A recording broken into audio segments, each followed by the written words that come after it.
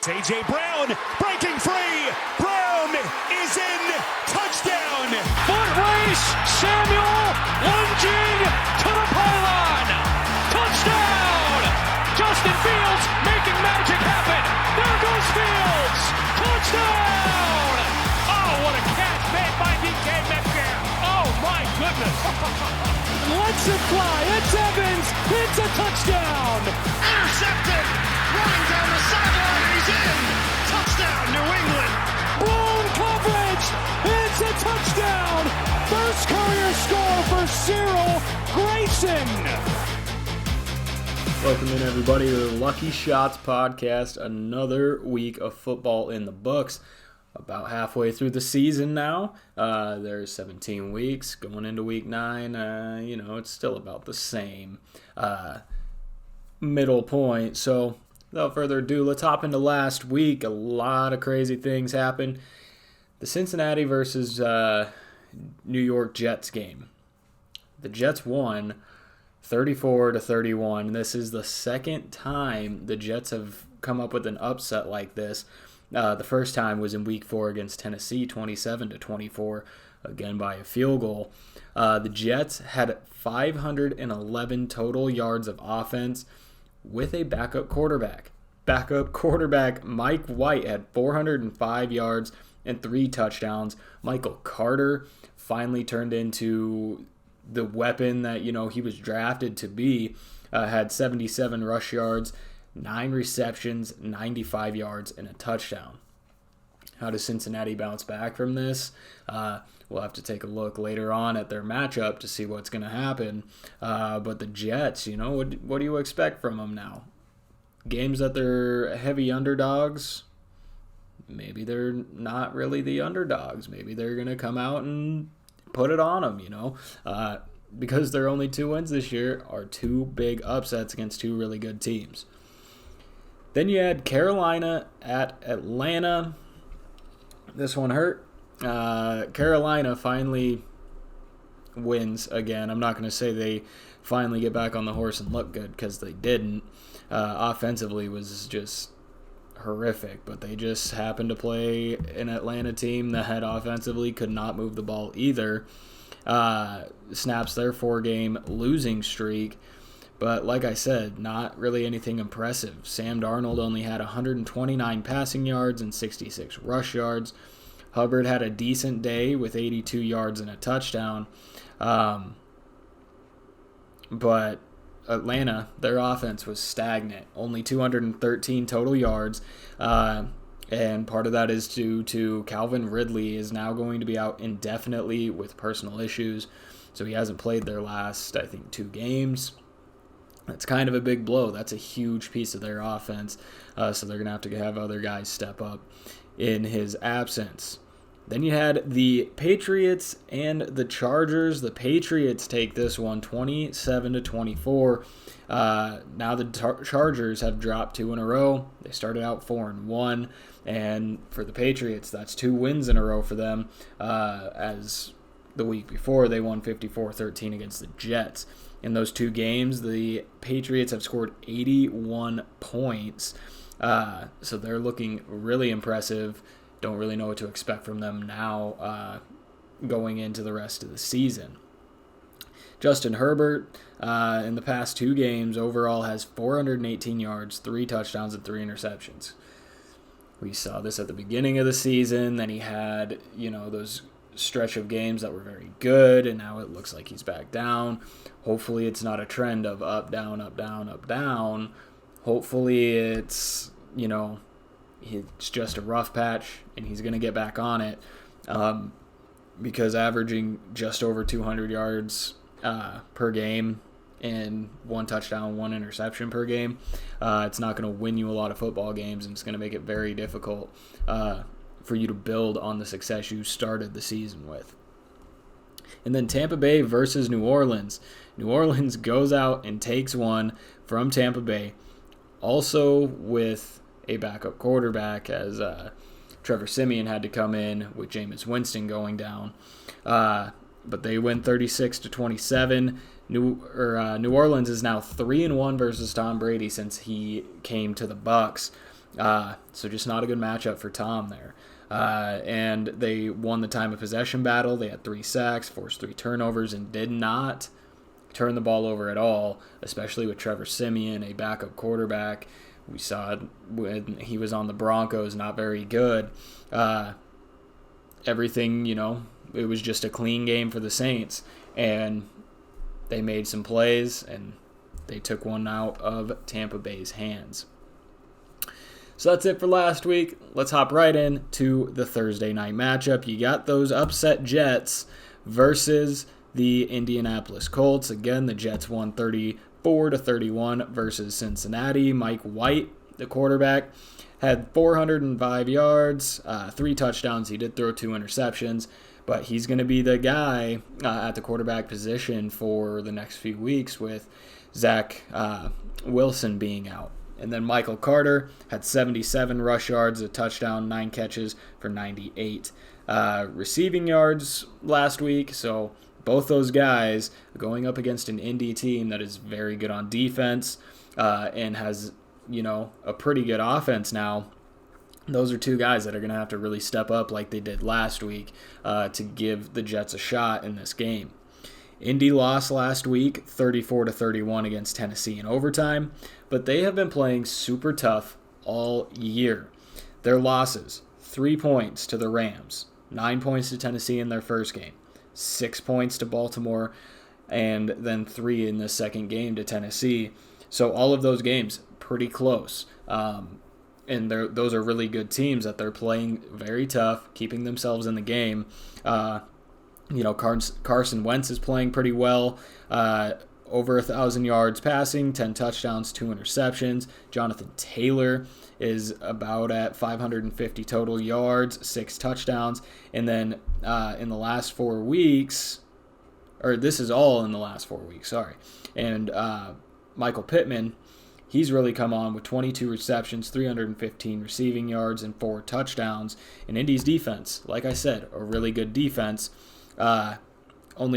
Taking 9 sacks, 4 fumble recoveries, 6 interceptions, and only allowing 20 points per game. 20 points per game is fairly high. That's why they have this 3-5 record. But this is a team that's very, very close to winning a lot of these games, in a very sneaky pick, I think. And a game against the Jets, it's a game you would expect them to win, but with the history of the Jets this past year with both these upsets, it'll be fun to watch, honestly, and hopefully Mike White brings out some more magic for that Thursday night matchup.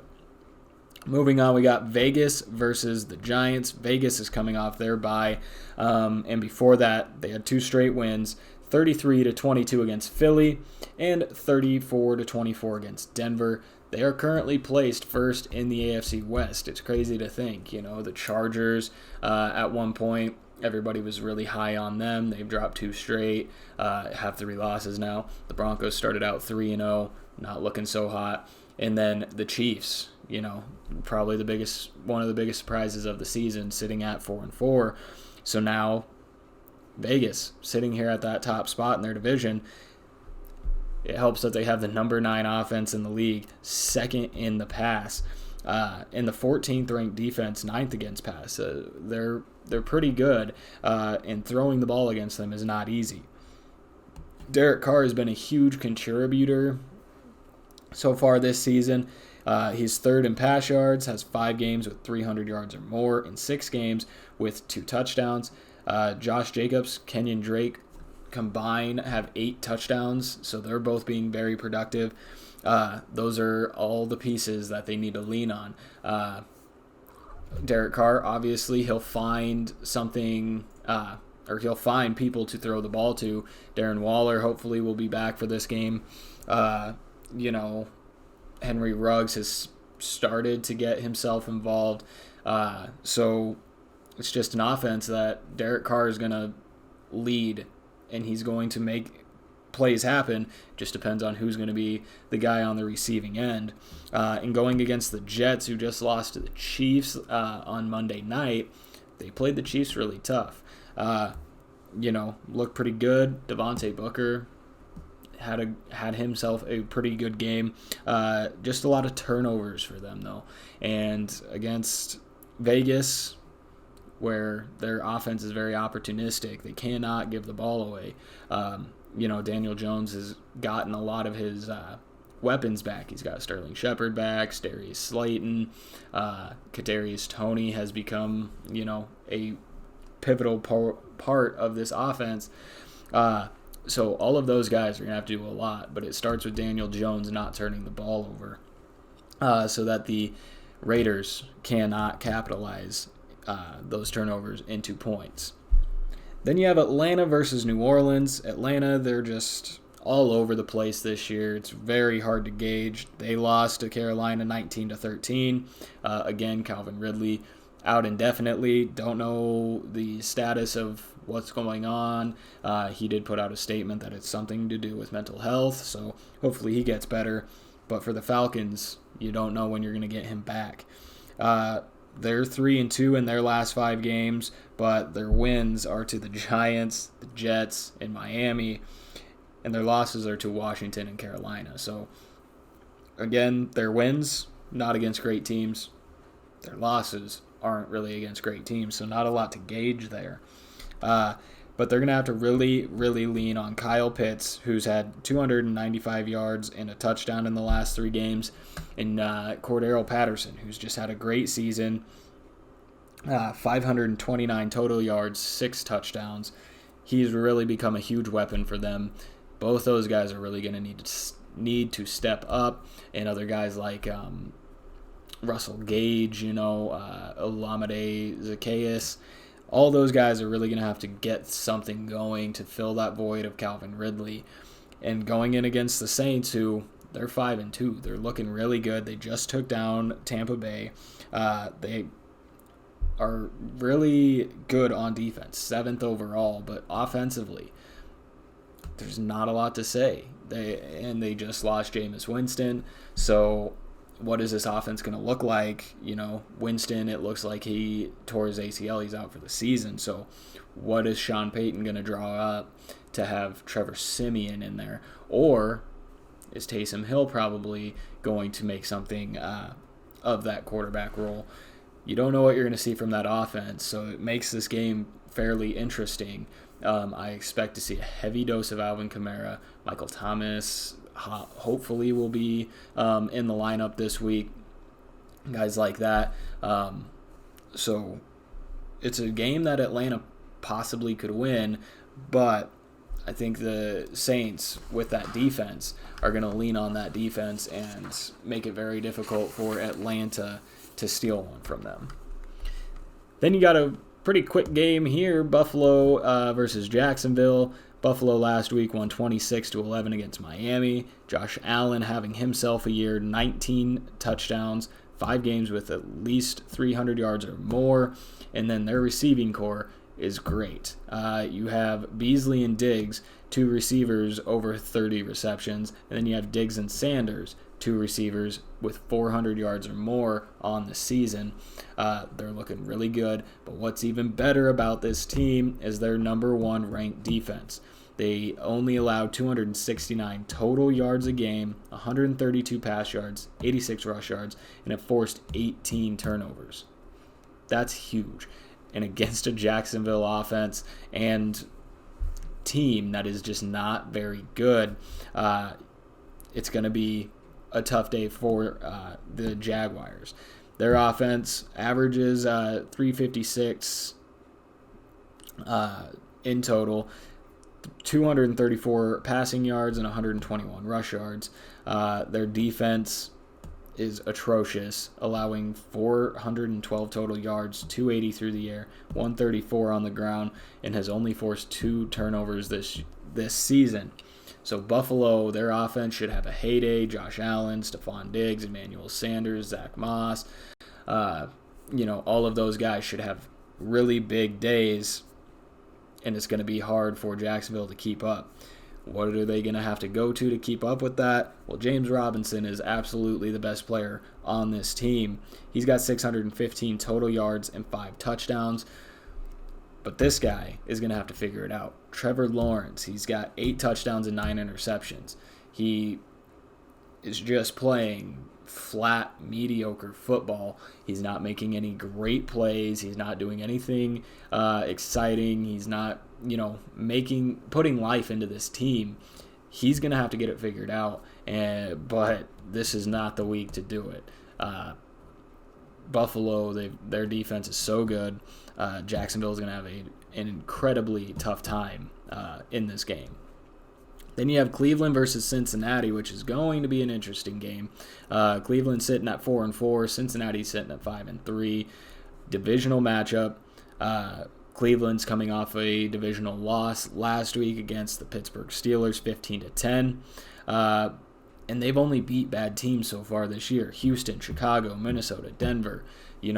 Denver, they've only beat bad teams. They're not great.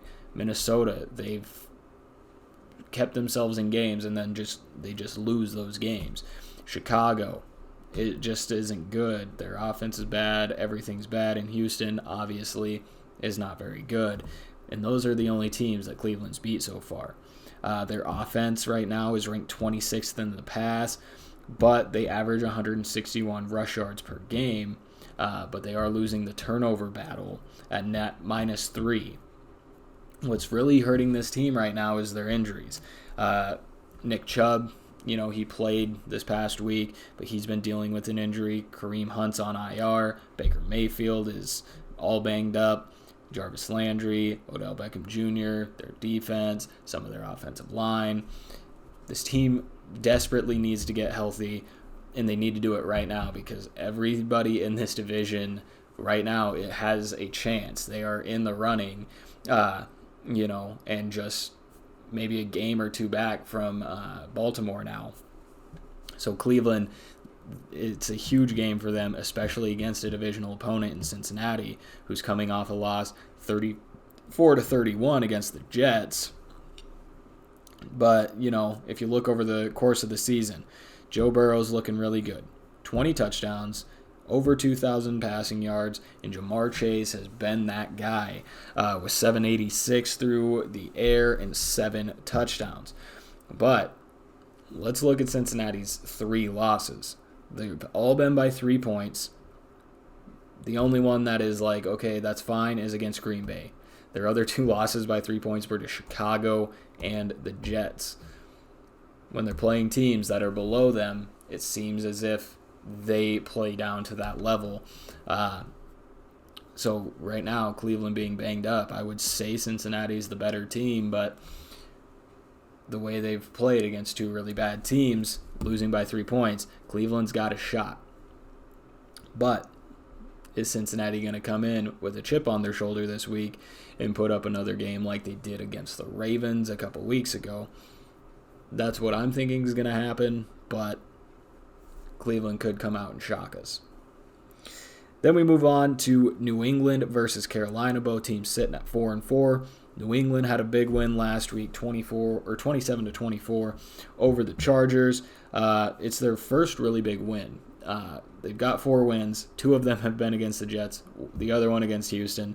So it's the first time this season that they've gone out and beat a team that's like, wow, that was impressive. That was a good game. Daniel Jones so far this season, playing really well. He's got a 70% completion percentage on the season in the last 2 games. Hasn't thrown an interception, so that's looking real good. And Damian Harris is also performing well. 345 rushing yards, 5 touchdowns in the last 4 weeks.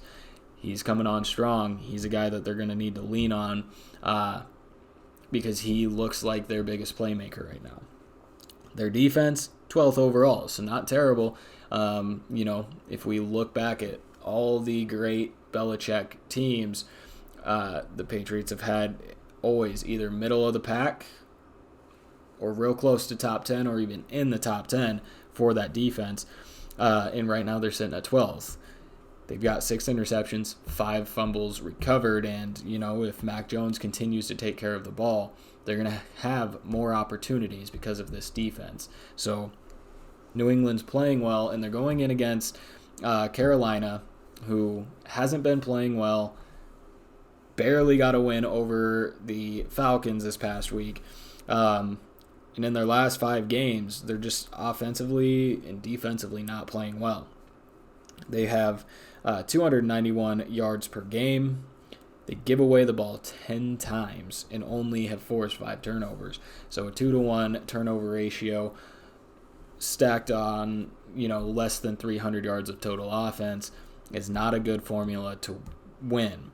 And who's the main culprit of that? It's Sam Darnold. He's had less than 200 yards 3 out of the last 5 games and has 8 of those 10 turnovers for his team. So not looking good. He's got to get it figured out. He started the season super good, super hot. He had DJ Moore really getting going. Chuba Hubbard, has played not terrible. This team needs to get themselves back on track. But everything that we've seen these past 5 weeks, even last week, even though they got the win, it's just not good. So I think New England hopefully can continue to roll and, start shocking some people and make people really look at Mac Jones and say, wow, this kid's got his team in the running for that divisional title. Now we look at Denver and Dallas. I don't expect this one to be much of a game. Love the Broncos, but they are the dumbest organization in the world. I've got all these stats right here, but we're just going to go off on a tangent. They just traded away Von Miller for a 2nd and 3rd round draft pick. Von Miller, he was the focal point of this team. If you look at how the Broncos have been the past 5 years, they've been in almost rebuild mode. Offensively, they had nothing to rebuild around. So they've just been throwing in random pieces. On defense, their defense has been great. Why? Because they're building around Von Miller, building around that pass rush. Then that leaks into the secondary, making, building great pass covering cornerbacks, safeties, even linebackers. Now we trade them away. We don't get any player out of the deal. We get 2 draft picks that aren't first rounders for a 8-time All-Pro, and we're paying his salary for the rest of the year, which doesn't free up any room. So we can't make any other moves. And, this week is the trade deadline. I believe the trade deadline is today, the day I'm recording, which is Tuesday. But the Broncos are just all over the place. They finally just now trade away the biggest piece of this defense after they've stripped other pieces of this defense out that have been mainstays. And our offense still looks like garbage. So I don't know what to expect from the Broncos. They just don't look good. Nothing about it looks good. They should have lost last week to Washington. They won 17-10. Fumbled the ball in the last 30 seconds, giving Washington the ball on the 30-yard line. They should have lost that game. It's just infuriating right now to be a Broncos fan. They're playing Dallas anyway. Dallas won last week 20-16 with no Dak Prescott. Cooper Rush was the quarterback last week. Played real well and got them the win. If we look at the receivers for this team right now, last week, 14 catches, 234 yards, and a touchdown versus Minnesota. That was just Amari Cooper and CeeDee Lamb. On the season, they've racked up 63 receptions, 870 yards, and 8 touchdowns together, along with Dak Prescott, who may or may not be in this next week. I would assume he's going to be, but maybe. I don't want to say that the Cowboys are overlooking the Broncos, but maybe they're like, look, we can handle the Broncos with Cooper Rush. Let's keep Dak out. Let him recuperate for another week. But if Dak is in, 1,800 yards on the season, 16 touchdowns. This defense, they are very weird. They give up a lot of yards, 366 yards per game and 23 points. But they've forced 14 turnovers, 11 interceptions, and 3 fumbles. A lot of that is Trayvon Diggs, who has 7 interceptions, 2 defensive touchdowns and 11 pass deflections. The guy's an animal against a Denver offense that is just not good.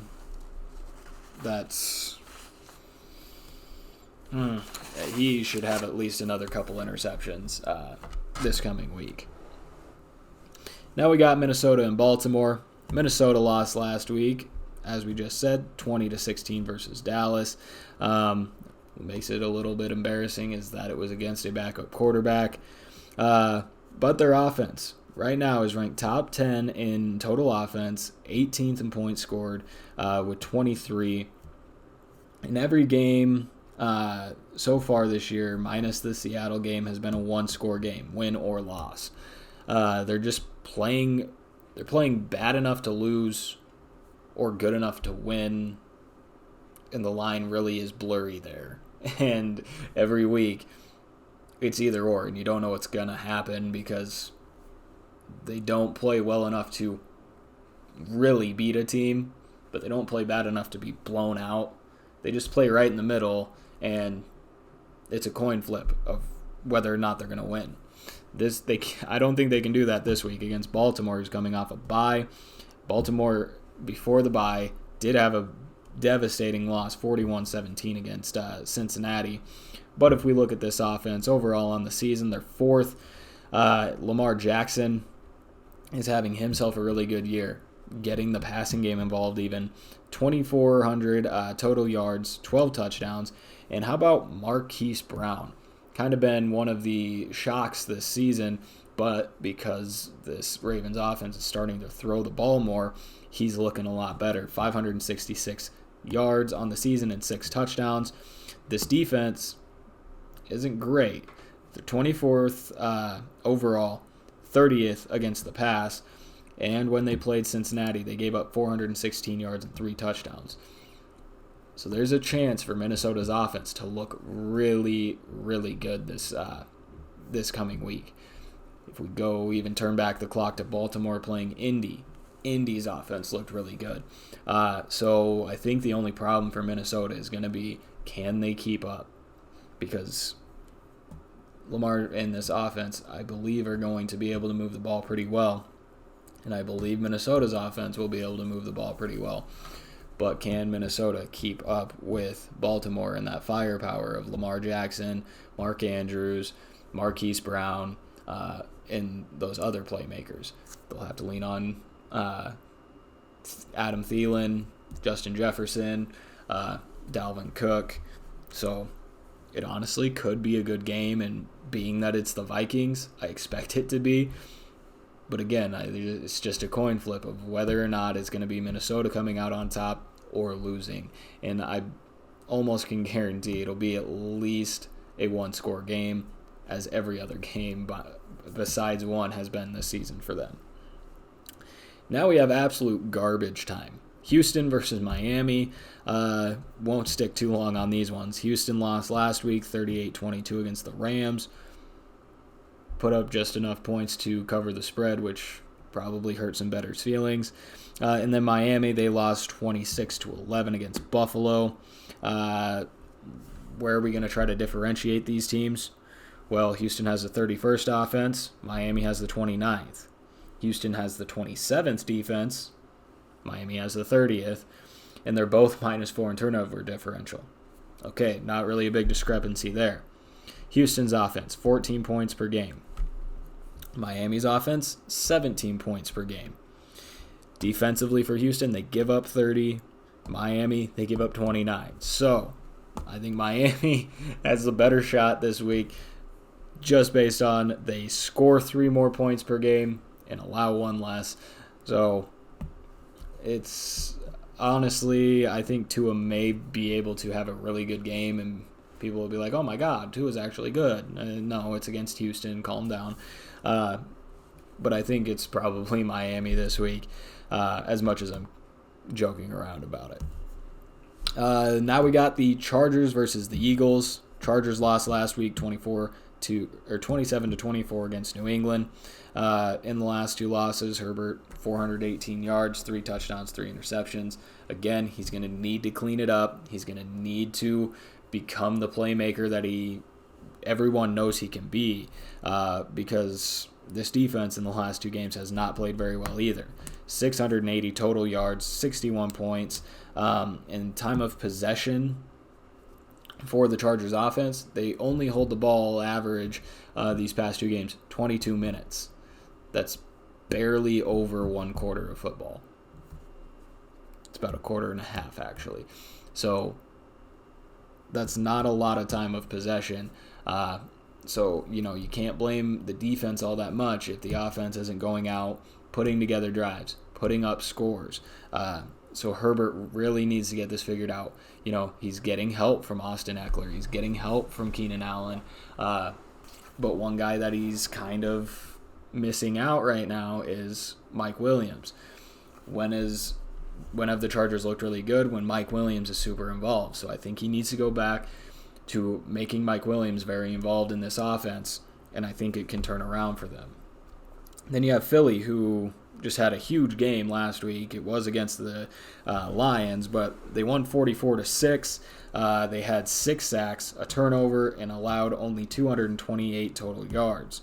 Philly so far this year, Week 1, they had a win against the Falcons, Week 5 against Carolina, and last week against Detroit. So again, not great teams.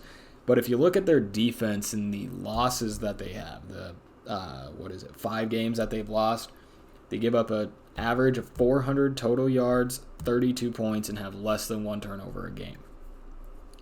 So, against a offense that can be very potent, this is a very risky, tough game for the Eagles. What are they going to have to do to combat that? If their defense does start giving up a lot of points, well, they're going to need to turn around their offense. 20th overall, Jalen Hurts isn't playing super great. I mean, he's playing decent for fantasy football, but not even last week was he good for fantasy football. He only had 214 total yards, 0 touchdowns. So where did they go? Because if he wasn't producing, how did they score 44 points? Well, it wasn't Miles Sanders because he was out as well. It was Kenneth Gainwell, who had 88 total yards and a touchdown, and Boston Scott, who had 60 yards, 2 touchdowns, and Jordan Howard, who had 57 yards and 2 touchdowns. So they're apparently going to have to turn to this backfield for things to actually happen for them. But Jalen Hurts is really going to have to pull something together. He's got Devontae Smith. He has Dallas Goedert. He has pass-catching options. Kez Watkins is proven to be a solid piece in this offense, but he's going to have to really put some things together if the Chargers start to put something together this next week. Moving on to Green Bay versus Kansas City. Green Bay, they won 24-21 against Arizona. They got a little help from A.J. Green just being an old man and having Alzheimer's apparently and forgetting he was running around and playing football. But they got the win there. Their offense, 22nd in total. 22nd passing offense, 17th rushing offense, and only 24 points per game. So how do they continually win? How are they 7-1 when they just play average all the time? What I can equate it to is Aaron Rodgers is playing Marshawn Lynch football. What do I mean by that? He's literally just showing up and playing good enough to win so he does not get fined. That's about what it looks like. Nothing flashy, nothing fancy, no great games, just goes out, wins the game, leaves. That's it.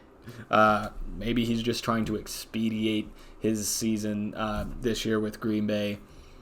Maybe look to walk out the door. Who knows? But, all they got to do is what they're doing because they've got 7 straight wins since that Week 1 loss to New Orleans. Kansas City got a win this past week on Monday night against against the Giants. Mahomes looked a little better. The offense looked a little better. Mahomes, apparently the strategy you need to start taking is throwing the ball to Tyreek Hill 18 times because That was the biggest formula for success. They almost lost the game. The Giants were in it all the way until the end. But, Kansas City has just not looked good this year. Going up against Green Bay, I think, it's going to be an actual close game because every Green Bay game is. And unless this offense all of a sudden remembers what kind of offense they are, I don't know if I can see Kansas City even getting past Green Bay this next week. Now, moving on to the final game before we get into prime time. We have the Arizona Cardinals versus the San Francisco 49ers. Arizona lost last week 24-21. Had a great day on the ground. James Conner had 2 touchdowns. Chase Edmonds scored his first touchdown of the season. But Kyler Murray, 0 touchdowns, and not a whole lot of offense from him. 295 total yards and 2 interceptions. This offense so far has been very potent, 31 points per game. Kyler on the season is playing really well. Almost 2,500 total yards, 20 touchdowns. Chase Edmonds has been great, 688 total yards. James Conner has been great with 8 total touchdowns. And DeAndre Hopkins, been a silent assassin, 7 touchdowns, 4 in the last 4 weeks. This defense also been really good, just allowing over 300 yards, only 17 points per game. They have 20 sacks, 6 interceptions, 8 fumbles recovered, and a defensive touchdown. And had it not been for A.J. Green against the Packers, they would be 8-0 right now, and there's no doubt in my mind about it. They're going up against San Francisco, who finally, got themselves back into the win column. They won 33-22 against Chicago. Elijah Mitchell had himself a game, 137 total yards and a touchdown. Deebo Samuel had a huge game, 6 catches for 171. He should have had 2 50-yard plus touchdowns. He should have had one about 50-yard touchdown and one 86-yard touchdown, both of which he was down inside the 5. Could have been even bigger games for him, but 6 catches, 171 yards, still great. While we're on the subject of Deebo, he broke Jerry Rice's record last week for most receiving yards in the first 7 games of the season for the 49ers with 819 yards. He also has 5 touchdowns on the year. This past win snapped their 4-game losing streak where they lost to Green Bay by 2, Seattle by 7, Arizona by 7, and the Colts by 12. So, again, this is now a rematch, and in the last game, they outdid Arizona by 24 yards. They had 3 more minutes of time of possession, but in that game, they had Trey Lance starting, and it was his first start. Arizona, the only way they won is they got 1 extra drive. So possibly with Jimmy Garoppolo in, this offense, has maybe that extra push to get by Arizona. But I just think Arizona's too high-powered, and this San Francisco offense is having a hard time with Jimmy Garoppolo getting things figured out. Moving into Sunday night, we got Tennessee at 6-2 versus the LA Rams at 7-1. The Titans squeaked one out against the Colts last week, 34-31. They are 4th in the league in rushing yards. It's all been Derrick Henry, who has more rushing yards than Cleveland, Dallas, and Baltimore. But I've got all these stats in here. Derrick Henry's out for the season, so where are they going to have to turn? They're going to have to turn to Ryan Tannehill, and luckily A.J. Brown, who in the last 2 games has 18 receptions, 288 yards, and 2 touchdowns. They're going to really have to lean on that heavily because now they don't have that secret weapon of Derrick Henry. It was a huge concern for everybody. Oh, his workload, he's going to end up getting hurt. I don't think this was a workload problem. I just think it was a bad hit, bad situation. So hopefully, sucks to see Derrick Henry go out, but at least we know he's out for the season, so we know he's got all of this time now to get it fixed, get all that recovery time and come back next season. We're going to have to see. ACL tears have ruined a lot of careers. Hopefully Derrick Henry can bounce back next year and look just the same. But Tennessee's now going against the Rams, who won 38-22 against Houston last week. Their offense is ranked 5th overall in yards per game, 4th overall in pass yards, and 5th overall in points per game with 31. Matt Stafford having himself a great year, 2,500 yards, 22 touchdowns, which is 2nd in the league. And they have Cooper Kupp leading the league in every receiving category with 63 receptions, 924 yards, and 10 touchdowns.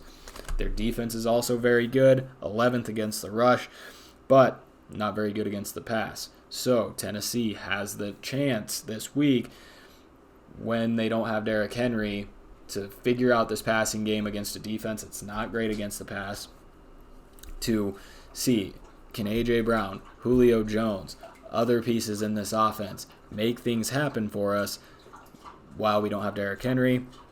We'll have to see. The Rams also give up about 21 points per game, which is a very high average for a team that's 7-1. Without Derrick Henry, I would tend to go away from the Titans, but because they're going to have to throw the ball a lot against the Rams, who don't have a great passing defense, this one could go either way. And then we finish it off with Monday night, much less exciting. We got Chicago versus Pittsburgh. Chicago lost last week 33-22 against San Francisco. Justin Fields had 278 total yards, 2 touchdowns, and an interception. He was sacked 4 times. You finally saw a lot more out of Justin Fields. Those flashes that you wanted to see. 2 really incredible run plays. Don't mistake this for me liking him at all as a good quarterback. I don't. But he had a fairly good week. And for people who are believers in him, they got those flashes that they've been wanting. Defensively, though, just not very good. They gave up 467 yards, 322 pass yards, 145 rush yards, 0 sacks, 0 turnovers. So they gave up 4 sacks, didn't get any sacks, didn't get any turnovers, and kind of let San Francisco, by the end of the game, just do whatever they wanted. Going in against Pittsburgh, Pittsburgh, they're just doing what they're doing. They've won 3 straight. It was Denver, Seattle without Russell Wilson, and Cleveland, who was all sorts of banged up. But in those games, 335 yards per game, 22 points. Their biggest piece of success, Najee Harris. 294 rush yards, 95 receiving yards, and 3 touchdowns in the last 3 weeks. If they want to be successful, they're going to have to continue to funnel through him. And against a defense that just gave up a lot. Gave up a lot last week. There's a good chance that Pittsburgh has a really good week. And Chicago's offense, they're not very good. They finally, did something last week, so if they can continue to build on that, maybe it'll be a decent game, but I think Pittsburgh could pretty easily wrap this one up. Now let's move on to some mid-season awards. Almost done here. The best team, Arizona at 7-1. They have 246 total points scored, only 138 points allowed. Have a 16-point margin of victory, and their major wins so far this season have been against the Tennessee Titans and the Los Angeles Rams. Best offense, the Tampa Bay Buccaneers. Tampa Bay is 2nd in total yards, 1st in touchdowns. Tom Brady, is 2nd in total yards, 1st in touchdowns. They have 3 receivers that are in the top 30. 2 of those are in the top 20, and they rank 2nd in total offense, 2nd in points scored. They're just dynamite. They have a lot of weapons. all those receivers, very good. Tom Brady, obviously very good. Leonard Fournette having a great year. So that's got to be the best offense so far at the midway point. For the best defense, it's not very hard to choose here. The Buffalo Bills. They're first in total defense, first against the pass, fifth against the rush, and have forced 18 total turnovers, 11 interceptions, 4 fumbles. They have a defensive touchdown, and they're first in points allowed. When you're first in that many categories, there's no doubt that you are the best defense in the league. Now, this one may upset some people, but the most overrated team, the Green Bay Packers. Yeah, I get they're 7-1, whatever. They're 22nd on offense, 7th on defense, so that's pretty good, but only average 24 points a game. Their margin of victory so far this season has been 8 points, but their wins over Detroit, San Francisco, who at the beginning of the year didn't look all that great, or when they beat them, didn't look all that great. Pittsburgh, who's Pittsburgh, not fantastic. They beat Cincinnati, so that's a good win. But again, only scored, I think, 24 points in that game. Chicago, not a good win. Washington, not a good win. And Arizona, who should have won that game. And there's no doubt about it. Overrated. They barely do anything. They just do literally the bare minimum to win. And they're the Green Bay Packers. Sure, they'll make it to the playoffs, maybe even make it to the NFC Championship, but if they can't, we just got to see them against other teams that are good. Good teams, not the Lions, not San Francisco, not Chicago, not Washington. Good teams, and, not just see all luck come out on their side either like it did against Arizona. The dark horse of the year so far, in my opinion, is the Indianapolis Colts. They have 3 wins by 10 or more, and all of their losses are by 1 possession. Lost by 3 against the Rams, lost by 7 against Tennessee, lost by 6 against Baltimore, and lost to Tennessee by 3 in overtime. Overall, they're 3-4 so far this year. They've got a division that, the Texans, they can go out and play, probably beat the Titans, who now don't have Derrick Henry. I mean, they're just playing very tough football. And when they win by 10 points or more. When they lose, they barely lose. So they're right on the edge. Carson Wentz is having a decent year. This offense is having a decent year. Their defense is always good. So Indy is the dark horse. And then the midseason Super Bowl, let's go ahead and throw that out there. I think the AFC Championship right now would have to be Buffalo and Tennessee. We're going to have to see if Tennessee, continues to have success without Derrick Henry. That probably could change. And then on the NFC side, the best team versus the best offense, Arizona versus Tampa Bay. So what do I think the Super Bowl is going to be out of that? I think it's going to be Buffalo versus Arizona at this point. Once we get later on in the year, towards the playoffs, then obviously we can revisit this. But, that's where I think the NFL is sitting right now. Buffalo, best defense. Arizona, best overall team. Best team that's put everything together. So that's where I'm sitting with that. Let's close out the week with your locks of the week. You got the Bills over the Jags, 45-17. I just think the Bills are easily going to overpower the Jags this coming week. I got the Cowboys over the Broncos, 31-13. Broncos haven't looked good. Especially if Dak Prescott's back this week, that offense is going to light up a defense that no longer has a pass rush without Bradley Chubb. Just traded away Von Miller. It's going to be very tough for that defense. And then the Colts over the Jets? Question mark? 27-10. I just don't see the Jets repeating the magic they had last week with a backup quarterback against a solid defense.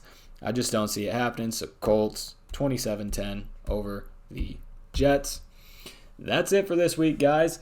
We'll see you tomorrow when we will actually have a very special guest in a very special place. So tune in tomorrow for that. And good luck with if you're picking games this week. Good luck with those. See you tomorrow.